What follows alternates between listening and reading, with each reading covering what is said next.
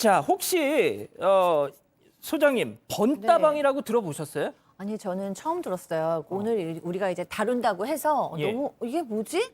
번호를 따는 거라는 건가? 막 찾아봤는데 들어갈 수는 없었어요. 전 처음 들었습니다. 예. 양 변호사님은 들어보셨습니까? 아니 저도 사건 때문에 처음 봤어요. 그래서 내용을 쭉 살펴보니까 뭐 이런 것들이 요즘에는 이런 것까지 나오나 싶을 정도의 상황이었는데 아마 시청자분들도 모르실걸요, 대부분은. 그러니까요. 자, 그런데 백 기자가 직접 이 번다방이라는 데를 들어가 봤다고요? 이게 저도 오늘 처음 봤는데 번호를 따는 방이라고 해서 길거리에서 처음 만난 여자들에게 어떻게 보면 작업을 거는 팁을 공유하는 방이라고 해요. 예전에는 무슨 픽업 아티스트 이런 개념으로도 이제 소개가 됐었던 것 같은데 들어가는데 인증이 필요하다 그래서 굉장히 떨렸는데 제가 한번 들어가 봤습니다. 몇 군데 들어가서 어떤 식으로 인증을 하나 봤더니 일단 대부분 남자기 때문에 남자분들만 좀 대답할 수 있는 질문들을 물어보더라고요.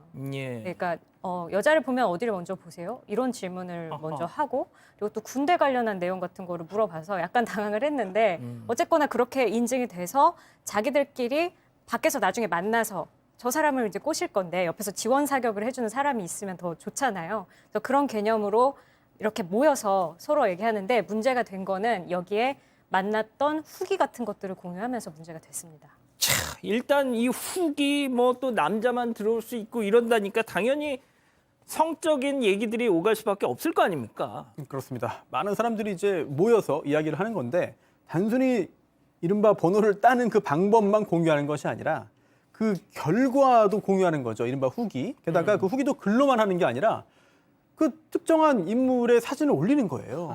물론 그게 다 실제 있었던 일인지 그 사람과 만남이 있었는지 여부는 알 수는 없지만 어쨌든 특정한 사람의 얼굴이 찍힌 사진 등을 올리고 또 여기에 대한 평가들을 하는 겁니다. 근데 그 평가 자체가 성희롱적인 예. 언사이고요. 게다가 그걸 넘어서 모욕적인 이야기뿐만 아니라 수치심을 주는 그런 말들을 계속해서 한다는 거죠. 그게 최근에 문제가 되고 있습니다.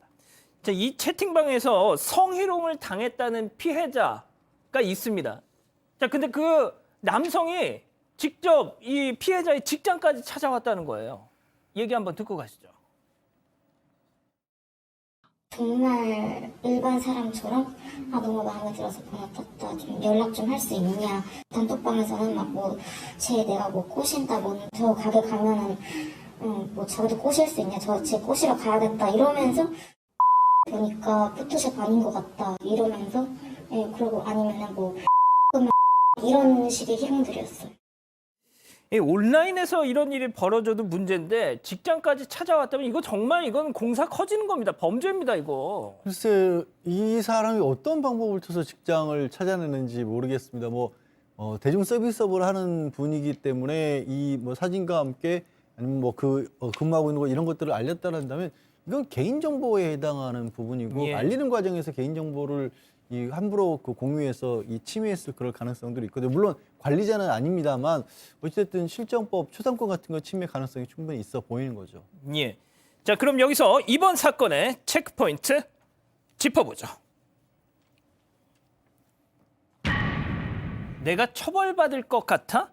자, 이 앞서 말씀드렸던 이 직장까지 찾아왔다는 피해자의 직장에까지 찾아왔다는 이 남성, 내가 저 남자한테 이런 피해를 당했다 이렇게 얘기를 했더니 방금 말씀드린 것처럼 피해자한테 야 내가 이런 걸로 처벌을 받을 것 같아라는 내용의 그 보도 기사를 보냈다고요. 맞습니다. 이 피해자가 일단 SNS에 내가 이런 피해를 입었다라는 내용을 폭로를 했다고 합니다. 그러니까 이 남성에게 원만하게 좀 해결을 보고 싶다라는 메시지가 왔다고 합니다. 폭로글을 좀 내려달라, 원만하게 해결을 하고 싶다. 그러면서 이 번다방 처벌 어렵다라는 내용의 기사가 있는데 이거 봤어요? 이 기사 보면은 신상을 공개하면 나 또 바로 고소할 거예요. 이렇게 오히려 적반하장격으로 나왔다는 겁니다. 실제 그런 기사가 있었던 모양이네요, 양 변호사님. 몇 군데 언론에서 실제 이제 번다방과 관련된 문제 제기가 진짜 있네요. 있으니까 다뤘었고요. 저게 왜 그러냐면 이게 첫 번째로는 저 채팅방 자체가 익명으로 지금 운영이 되기 때문에 누가 어떤 식으로 직접적으로 성적인 어떤 비하 발언을 했는지가 알 수가 없다라는 거고요. 또 피해자도 예를 들어서 어디 사는 누구라고 특정을 해놓고 그 피해자가 그 피해자에 대해서 허위 사실 같은 걸 유포하거나 모욕을 했다라면 가능할 수도 있는데 그게 아니라 단순하게 피해자 입장에서 봤을 때는 굉장히 상처가 되는 말이지만 예를 들어서 예쁘다 안 예쁘다 이런 정도의 얘기를 했다라면 그것 자체가 또 범죄로 보기는 어렵거든요. 그런 부분 때문에 아마 저런 기사들이 나온 것으로 보입니다. 아니, 손 변호사님 그럼 진짜 방법이 없는 거예요? 일단 문제될 수 있는 것들이 여러 가지가 있는데 성폭법에 통신매체 이용 음란죄가 있습니다. 이거 제목만 보면은 통신매체 온라인 예, 이용해서 음란행위 하고 음란한 말했으니까 이거 성립한다라고 볼 수 있겠습니다만 그렇지는 않아요. 왜냐하면 이 통신매체 이용 음란 행위를 한 그 죄는 요건이 이렇습니다.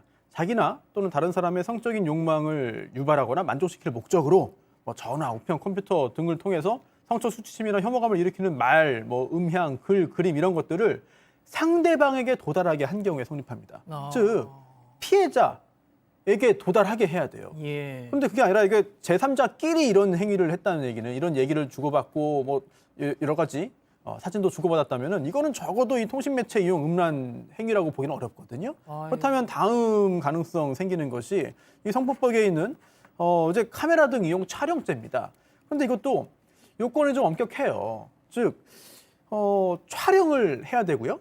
동의 없이 촬영을 해야 되고 또 그게 아니라 하더라도 처음엔 동의했다 하더라도 그 촬영물을 동의 없이 유포 등 행위를 해야 됩니다. 예. 게다가 이게 성적 수치심을 유발할 수 있는 그런 신체 또는 뭐 그런 신체를 촬영한 것에 대한 복제물 등을 말하는 건데 단순히 뭐 얼굴을 촬영했다 또는 함께 셀카를 찍었다 이거는 거기에 달라붙은 이야기들이 굉장히 모욕적이고 성희롱적이라 하더라도 과연 이거를 불법 촬영물로 볼 수 있겠느냐 예. 이런 부분은 약간 좀 보수적인 접근이 불가피하지 않을까 싶습니다. 예. 소장님, 지금 우리 힘내요님 등등 우리 가족 여러분들도 말씀하시는 게 결국은 앞서 보세요. 기사까지 긁어서 보내주면서 이거 처벌 안 돼요. 그러니까 그렇게 그런 말을 당당하게 하는 것부터가 저는 이게 핵심이라고 생각합니다. 약한 솜방망이 처벌이 그동안 있었기 때문에 네. 배째라는 거 아니에요, 솔직히. 그러니까 재미로 하는 거죠. 지금 재미로 하거나 아니면 그 단톡방에서 뭔가 내가 전화번호를 땄어라고 인정받고 싶고 자랑하고 싶은 거잖아요.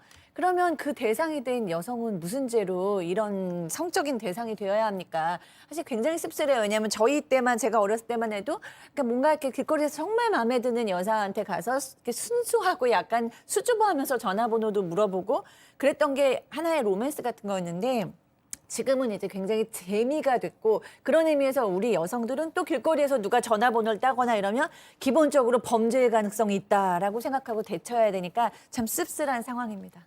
알겠습니다. 첫 번째 사건 이렇게 정리하고요.